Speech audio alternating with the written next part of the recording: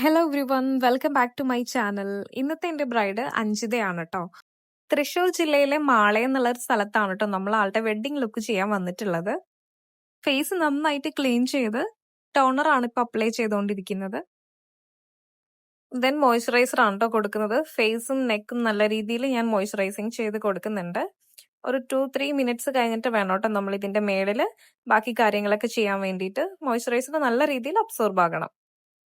I makeup നല്ല long lasting ആയി നിൽക്കണമെന്നുണ്ടെങ്കിൽ എന്ത് വേണം? നല്ലൊരു ബേസ് വേണം അല്ലേ? ആ ഒരു നല്ലൊരു ബേസിന് വേണ്ടിയിട്ട് ഞാൻ എപ്പോഴും യൂസ് ചെയ്യുന്ന പ്രൊഡക്റ്റ് ആണ് ടാർട്ടിന്റെ പ്രൊഡക്റ്റ്. ഡാർക്കും ബ്രൈറ്റും കൂടിയുള്ള 2 ഷെയ്ഡ് മിക്സ് ചെയ്തിട്ടാണ് ട്ടോ ഞാൻ ഈ ഒരു മീഡിയം ഷെയ്ഡിലേക്ക് ആൾക്ക് ബേസ് കൊടുത്തിട്ടുള്ളത്.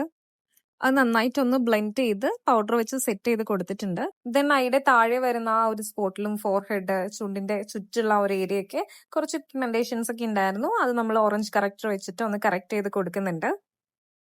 വളരെ സിമ്പിൾ ആയിട്ടുള്ള ഒരു മേക്കപ്പ് ബേസ് മതി എന്ന് ആള് പറഞ്ഞിട്ടുണ്ടായിരുന്നു. അതുകൊണ്ട് തന്നെ വളരെ നാച്ചുറൽ ആയിട്ട് കറക്റ്റ് സ്കിൻ ടോണിലാണ് ചെയ്തിട്ടുള്ളത്. ഒരുപാട് കറക്ഷൻസ് ആളുടെ ഫേസിന് ഇല്ലെങ്കിൽ പോലും നമ്മൾ പ്രൊഡക്റ്റ് യൂസ് ചെയ്യാൻ നേരത്ത് ഓറഞ്ച് കറക്റ്റർ ആണെങ്കിൽ വളരെ മിനിമൽ ആയിട്ട് മാത്രമേ യൂസ് ചെയ്യാൻ പാടുള്ളൂ. ഓറഞ്ച് കറക്റ്റേഴ്സ് ഒക്കെ കുറച്ച് ഹെവി ആയിട്ടുണ്ടെങ്കിൽ നമ്മൾ അത് ഹൈഡ് ചെയ്യാൻ വേണ്ടിയിട്ട് പിന്നെ ബേസും നമ്മൾ അതുപോലെ ഫൗണ്ടേഷൻ ആണെങ്കിലും ഒക്കെ ഒരുപാട് യൂസ് ചെയ്യേണ്ടി വരും. അപ്പോൾ ഒരുപാട് ഹെവി ആയിട്ട് ബേസ് വേണ്ടെന്നാണെങ്കിൽ വളരെ സെറ്റിൽ ആയിട്ട് മാത്രം കറക്ഷനും കാര്യങ്ങളൊക്കെ ചെയ്ത് നമ്മൾ ബേസ് ഫിനിഷ് ചെയ്യേണ്ടതാണ് കേട്ടോ. ആളുടെ ഐബ്രോസ് അത്യാവശ്യം ഫിൽ ചെയ്യാനുണ്ടായിരുന്നു. നല്ല ഷേപ്പുള്ള ഒരു ഐബ്രോ ആണ്. എന്നിരുന്നാൽ പോലും നല്ല ഗ്യാപ്പ് ഉണ്ടായിരുന്നു. അത് ഞാൻ ഈക്വൽ ആയിട്ടൊന്ന് ഫിൽ ചെയ്ത് കൊടുത്തിട്ടുണ്ട് കേട്ടോ. ലൈറ്റ് ബ്രൗൺ ആൻഡ് ബ്ലാക്ക് വെച്ചിട്ടാണ് കേട്ടോ ഐബ്രോസ് ഫിൽ ചെയ്തിട്ടുള്ളത്. ഐ മേക്കപ്പ് ചെയ്യാൻ ഫസ്റ്റ് ബേസ് ആയിട്ട് ലൈറ്റ് ബ്രൗൺ ആണ് കൊടുത്തിട്ടുള്ളത്. അത് ആ ഒരു സോക്കറ്റ് ഏരിയയിൽ നന്നായിട്ട് ഒന്ന് ബ്ലെൻഡ് ചെയ്ത് കൊടുക്കുന്നുണ്ട്. പിന്നെ ഒരു ഡാർക്ക് ബ്രൗൺ വെച്ചിട്ട് ബേസ് കൊടുത്തു. പിന്നെ ഒരു ഗോൾഡൻ ഷിമ്മർ നമ്മൾ ആഡ് ചെയ്തിട്ടുണ്ട്. ഐ ലൈൻ ചെയ്യാൻ വേണ്ടിയിട്ട് ഇൻക്ലോട്ടിന്റെ ജെൽ ഐലൈനർ ആണ് യൂസ് ചെയ്തിട്ടുള്ളത്. പിന്നെ അതൊന്ന് ബ്ലെൻഡ് ചെയ്തും കൊടുത്തിട്ടുണ്ടായിരുന്നു. ഫേക്ക് ലാഷസും വെച്ച് ഐ മേക്കപ്പ് കംപ്ലീറ്റ് ചെയ്തു. ഇപ്പൊ കോണ്ടോറിംഗ് ആണ് ചെയ്തുകൊണ്ടിരിക്കുന്നത്. പൗഡർ കോണ്ടോറിംഗ് ആണ് ഞാൻ ചെയ്യുന്നത്. നോസും ചീക്ക്, ചിന്ന്, ഫോർഹെഡ് ഒക്കെ നല്ല രീതിയിൽ ഒന്ന് കോണ്ടോറിംഗ് ചെയ്ത് കൊടുക്കുന്നുണ്ട്.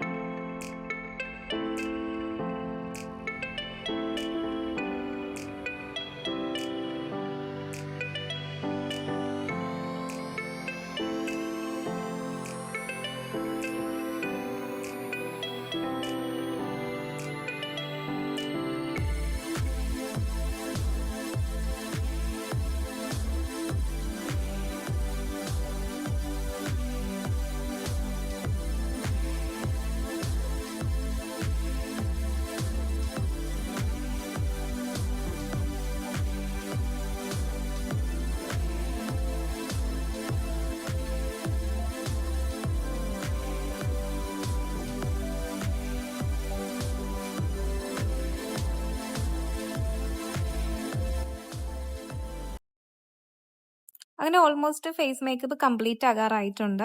ഇനി നമ്മൾ ലിപ്പാണ് കേട്ടോ ഡിഫൈൻ ചെയ്യാൻ പോകുന്നത്. ലിപ്പ് പെൻസിൽ PSCയുടെ ആണ്. റെഡ് കളർ പെൻസിലാണ് കേട്ടോ. 2 ഷെയ്ഡ് ലിപ്സ്റ്റിക് മിക്സ് ചെയ്തിട്ടാണ് കേട്ടോ നമ്മൾ ഈ ഒരു ഷെയ്ഡ് ആൾക്ക് ലിപ്സ്റ്റിക് കൊടുത്തിട്ടുള്ളത്. ലിപ്സ്റ്റിക് അപ്ലൈ ചെയ്തതിന് ശേഷം തന്നെ നമുക്ക് ആ ഒരു ഡിഫറൻറ്റ് ഫേസിൽ മനസ്സിലാവുന്നുണ്ട്. നല്ലൊരു ഫെയർ ആയിട്ടുണ്ട് ആളുടെ ഫേസ്. പിന്നെ എന്റെ ഫേവറേറ്റ് സെക്ഷനായ ഹൈലൈറ്റിംഗ് ആണ് കേട്ടോ ചെയ്തുകൊണ്ടിരിക്കുന്നത്. നോസിലും ഫോർഹെഡ്, ചീക്ക്, ചിന്നൊക്കെ ഞാൻ നല്ല രീതിയിൽ ഒന്ന് ഹൈലൈറ്റിംഗ് ചെയ്ത് കൊടുക്കുന്നുണ്ട്.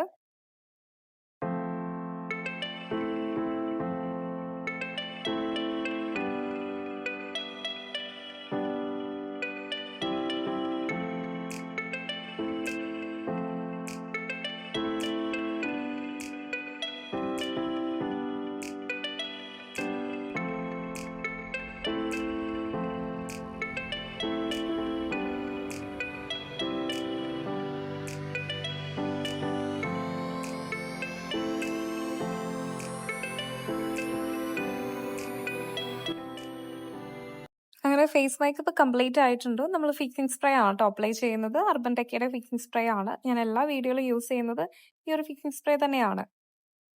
ഹെയർ നമ്മൾ ഫ്രണ്ട് പോർഷൻ സ്റ്റൈൽ ചെയ്തു. ഇതിന്റെ ബാക്ക് പോർഷൻ നമ്മളൊരു എക്സ്റ്റൻഷൻ വെച്ചിട്ട് ദാ ഇതുപോലെയാണ് ട്ടോ ചെയ്യുന്നത്.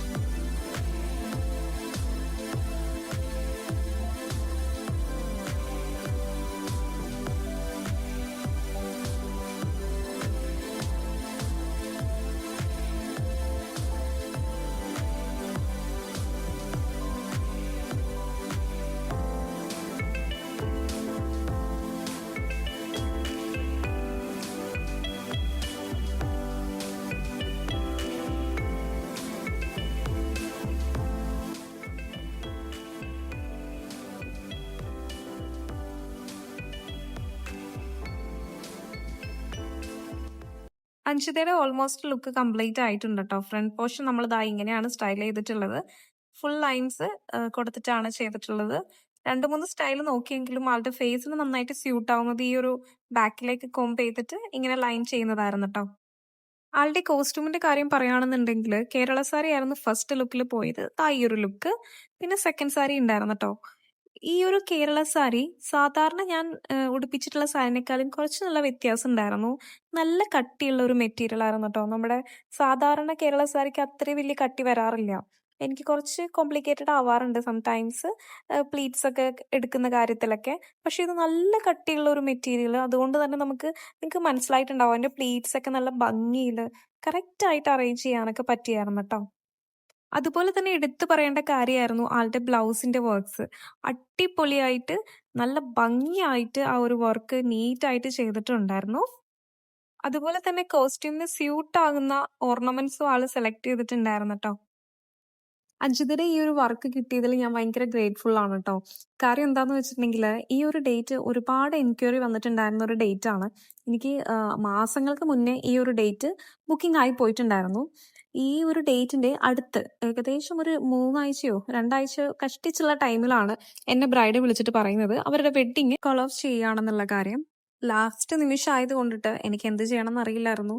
കോമൺ ആയിട്ടൊരു സ്റ്റാറ്റസ് ഇട്ടുകൊണ്ട് കാര്യമുണ്ടോ? അവൈലബിലിറ്റി അറിഞ്ഞിട്ട് ആരെങ്കിലും നമ്മളെ കോൺടാക്ട് ചെയ്യുമോ എന്നൊന്നും അറിയില്ലായിരുന്നു. കാരണം എന്ന് വെച്ചിട്ടുണ്ടെങ്കിൽ ഒരുപാട് വെഡ്ഡിങ് നടക്കുന്ന ഡേ ആയതുകൊണ്ടിട്ട് എനിക്ക് ഒരുപാട് എൻക്വയറീസ് വന്നു. അപ്പോൾ എല്ലാവർക്കും ഞാൻ ബുക്കിംഗ് ആണെന്ന് പറഞ്ഞിട്ട് മെസ്സേജ് ചെയ്തു പോയി. ഇതൊക്കെ ഇനി ആര് കാണും എന്നുള്ള ഒരു ടെൻഷൻ ഉണ്ടായിരുന്നു. അങ്ങനെ ഇരിക്കുകയാണ് വെഡ്ഡിങ് ക്യാൻസൽ ആയെന്ന് പറയുന്നതിന് തലേ ദിവസം എന്നൊരാൾ വിളിച്ചിട്ട് ഇങ്ങനെ പറഞ്ഞിട്ടുണ്ടായിരുന്നു. എൻക്വയറി ചോദിച്ചതുപോലെ എനിക്ക് ഉണ്ടായിരുന്നു. അപ്പം ഞാൻ ജസ്റ്റ് എനിക്ക് ഏത് നമ്പറിൽ നിന്നാണ് കോൾ വന്നതെന്നും എനിക്കൊരു ഐഡിയ ഇല്ലായിരുന്നു. ഞാനൊരു നമ്പറിലേക്ക് ഏകദേശം ഒരു ടൈം കാൽക്കുലേഷനിൽ വെച്ചിട്ടൊന്ന് വിളിച്ചു നോക്കിയപ്പോൾ കറക്റ്റ് കോൾ എടുത്ത അംജിതയായിരുന്നു.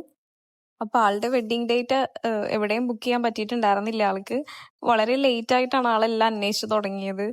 അതുകൊണ്ട് തന്നെ എനിക്ക് ഈ വർക്ക് ചെയ്യാൻ സാധിച്ചു. അല്ലാന്നുണ്ടെങ്കിൽ ഞാൻ ഭയങ്കര ഡെസ്പാവേണ്ട ഒരു ഡേ ആയിരുന്നു ഇത്. അതുകൊണ്ട് തന്നെ ഞാൻ ഭയങ്കര ഗ്രേറ്റ്ഫുൾ ആയിട്ടാണ് കേട്ടോ ഈ ഒരു വർക്കിനെ കാണുന്നത്. നമുക്ക് അത്രയും എൻക്വയറി വന്നിട്ട് നമുക്കൊരു വർക്ക് ചെയ്യാതെ പോകുക എന്നുള്ളത് ഭയങ്കര വിഷമമുള്ളൊരു കാര്യമാണ്. എന്റെ യൂട്യൂബ് കണ്ടിട്ട് വരുന്ന ഓരോ വർക്കും എനിക്ക് ഭയങ്കര സ്പെഷ്യൽ ആയിട്ട് ഫീൽ ചെയ്യാറുണ്ട് കേട്ടോ. കാര്യം എന്ന് വെച്ചിട്ടുണ്ടെങ്കിൽ ഞാനങ്ങനെ ഇൻസ്റ്റാഗ്രാമാണ് കൂടുതൽ ശ്രദ്ധിക്കുന്നത്. യൂട്യൂബ് അങ്ങനെ വലിയ ഫോക്കസ്ഡ് ആയിട്ട് നോക്കുന്ന ഒരാളല്ല. ഇപ്പോഴാണ് കുറച്ചും കൂടെയൊക്കെ ലോങ് വീഡിയോസ് ഒക്കെ ഇട്ട് തുടങ്ങിയത്. അപ്പൊ ഇതിൽ കണ്ടിട്ട് എനിക്ക് വർക്ക് വരുന്നു എന്ന് പറയുമ്പോൾ എനിക്കത് ഭയങ്കര ഒരു ഹാപ്പിനെസ് ആണ് ഇതിൽ നിന്ന് തരുന്നത് കേട്ടോ. ഇതയുടെ സെക്കൻഡ് ലുക്ക് ആണ് കേട്ടോ ഇത്. സെക്കൻഡ് സാരി നമ്മൾ ഓഡിറ്റോറിയത്തിൽ പോയിട്ടാണ് ചേഞ്ച് ചെയ്ത് കൊടുത്തിട്ടുണ്ടായിരുന്നത്. കണ്ടോ ഇതിന്റെ ഹാൻഡ് വർക്ക് ഒക്കെ കണ്ടോ, നല്ല ഭംഗിയുണ്ടായിരുന്നു കേട്ടോ. ആക്ച്വലി ഞാൻ തന്നെ ഇങ്ങനെ വെച്ചൊക്കെ നോക്കിയിട്ടുണ്ടായിരുന്നു. അത്ര ബ്യൂട്ടിഫുൾ ആയിട്ടുള്ള ഒരു വർക്കായിരുന്നു കേട്ടോ ആളുടേത്. അഞ്ചിതര 3 ലുക്ക് നമ്മൾ ചെയ്തിട്ടുണ്ടായിരുന്നു. വെഡ്ഡിങ്, പിന്നെ അത് കഴിഞ്ഞിട്ടുള്ള മണ്ഡപം ലുക്ക്, അത് കഴിഞ്ഞ് റിസപ്ഷൻ ലുക്ക്. വളരെ കുറച്ച് സമയം എടുത്തിട്ടാണ് നമ്മൾ ഈ റിസപ്ഷൻ ലുക്ക് ഒക്കെ ചെയ്തിട്ടുണ്ടായിരുന്നത്. തീരെ സമയം ഉണ്ടായിരുന്നില്ല. അപ്പൊ എല്ലാവർക്കും ആളുടെ 3 ലുക്ക് ഇഷ്ടമായെന്ന് വിചാരിക്കുന്നു. നമ്മുടെ സർവീസ് ഓൾ കേരള അവൈലബിൾ ആണ്. നിങ്ങൾക്ക് എന്തെങ്കിലും എൻക്വയറീസ് കാര്യങ്ങളുണ്ടെങ്കിൽ ഇൻസ്റ്റാഗ്രാമിലോ അതുപോലെ തന്നെ വാട്സപ്പ് നമ്പറിലോ നിങ്ങൾക്ക് കോൺടാക്ട് ചെയ്യാവുന്നതാണ്. അപ്പൊ അത്രയേ ഉള്ളൂ. Thank you so much for your watching.